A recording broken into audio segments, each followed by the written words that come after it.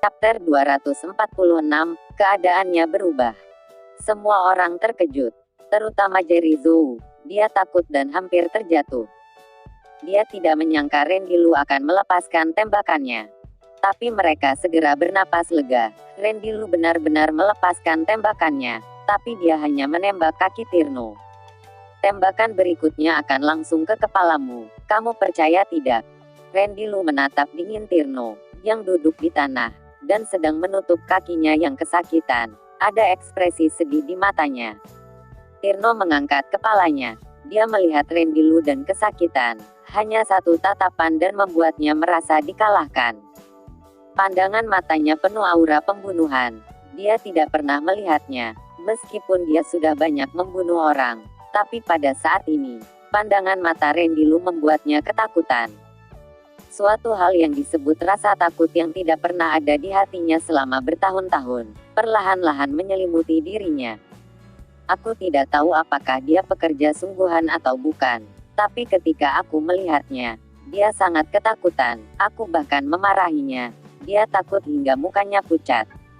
Tirno sudah takut. Dia melihat mata dingin Randy Lu. Akhirnya dia menjawab Randy Lu. Kamu benar-benar ingin mati ya? Itu karena kamu memarahinya, maka dia berani memukulmu dari belakang dan membawa pergi sanderamu. Apakah kamu sedang membodohiku? Randy Lu berteriak marah dan moncong pistolnya mengarah ke arah Tirno. Bos, aku mengatakan yang sesungguhnya. Aku juga tidak tahu kenapa dia menjadi gila. Dia bahkan berani memukulku. Jika aku tahu dia seberani itu, aku sudah membunuhnya duluan. Tirno menangis dengan sedih. Hatinya juga merasa menyesal. Dia adalah bos pasukan bawah tanah Central Plains, tapi dipukul oleh seorang yang memindahkan bata. Masalah ini sudah membuatnya sangat malu. Randy Lu melihat ekspresi Tirno dan sepertinya itu benar. Untuk sementara dia mempercayainya. Jika Kiki bukan jatuh di tangan isyarat Xiao maka dia bisa merasa sedikit lega. Jerry Zhou. Jika terjadi sesuatu terhadap putriku, aku akan membunuhmu terlebih dulu, dan aku ingin seluruh keluarga Zhou menemanimu mati. Randy Lu berkata dengan tatapan dingin dengan Jerry Zhou. Kemudian dia mengeluarkan ponsel untuk menelepon Jenderal Dani.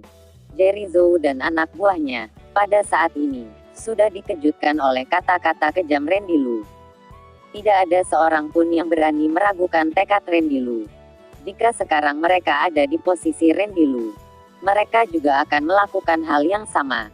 Jenderal Dani, putriku sekarang sepertinya ada di tangan seorang pekerja konstruksi. Waktunya sekitar setengah jam yang lalu, di lokasi konstruksi di belakang stasiun kereta api tua di bagian barat. Ya, merepotkanmu. Randy Lu menyimpan ponselnya. Dia bersiap melihat ke lokasi konstruksi. Panggil mereka semua kemari. Pergi cari di lokasi konstruksi. Randy Lu berkata kepada Roni.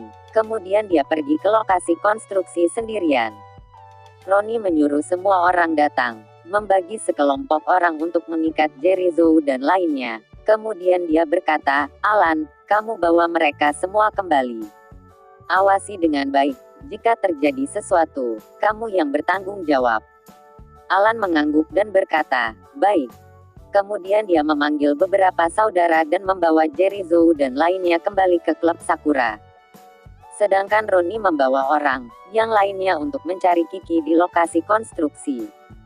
Tentu saja, ketika mereka pergi ke lokasi konstruksi, mereka memanggil semua kekuatannya kemari. Tidak peduli menggunakan cara apa, mereka harus menemukan Kiki. Saudaraku, kalian dari kekuatan bawah tanah yang mana? Di atas mobil, Jerry Zhou bertanya kepada Alan yang mengawasinya.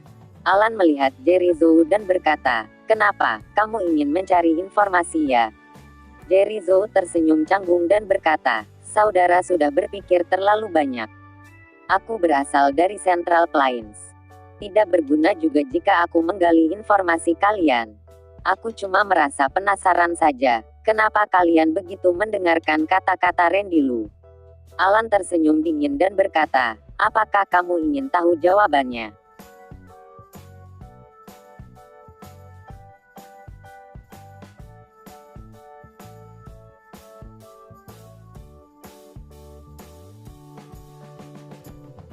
Aku bisa memberitahumu. Tuan Muda Rendilu dan Bos Roni kami adalah saudara dan kekuatan sebenarnya dari Tuan Muda Rendilu tidak bisa kalian tebak dengan mudah. Apakah kalian berpikir Tuan Muda Rendilu mengandalkan dukungan dari Nicholas? Haha, aku katakan yang sejujurnya kepadamu. Jangankan orang yang berasal dari luar daerah seperti kalian. Bahkan keempat keluarga besar di daerah kami juga tidak berani menyinggung Tuan Muda Rendilu. Di depan Tuan Muda Rendilu, mereka semua harus tunduk kepadanya. Segitu hebatnya Rendilu. Jerry Zhou dan yang lainnya menarik napas mereka dalam-dalam. Setelah mendengar semua ini, pada saat ini, mereka tahu, mereka sudah menyinggung orang yang seperti apa. Anak itu benar-benar orang hebat yang melampaui keempat keluarga besar di kota Yuzoda. Terdengar dari aksen bicaranya, dia adalah orang asli kota Jingrang. Apakah dia berasal dari keluarga besar di kota Jingrang? Jerry Zhou tiba-tiba merasa menyesal di dalam hatinya. Bukankah hanya sebuah channel Rawstone saja? Dia tidak seharusnya mengambil risiko ini. Pada saat ini, dia mengerti kenapa keluarga Zhou tidak berani merebut channel Rawstone dari tangan Rendilu. Karena mereka tidak berani menyinggung Rendilu. Sial, Ariel menjebakku, brengsek. Jerry Zhou marah di dalam hatinya.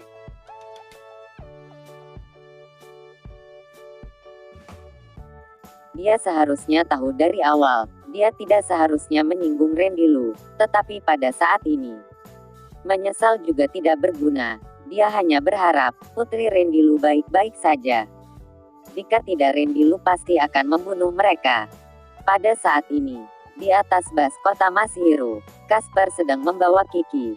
Dia berencana membawa Kiki pulang ke distrik perumahan Danau Jinglong.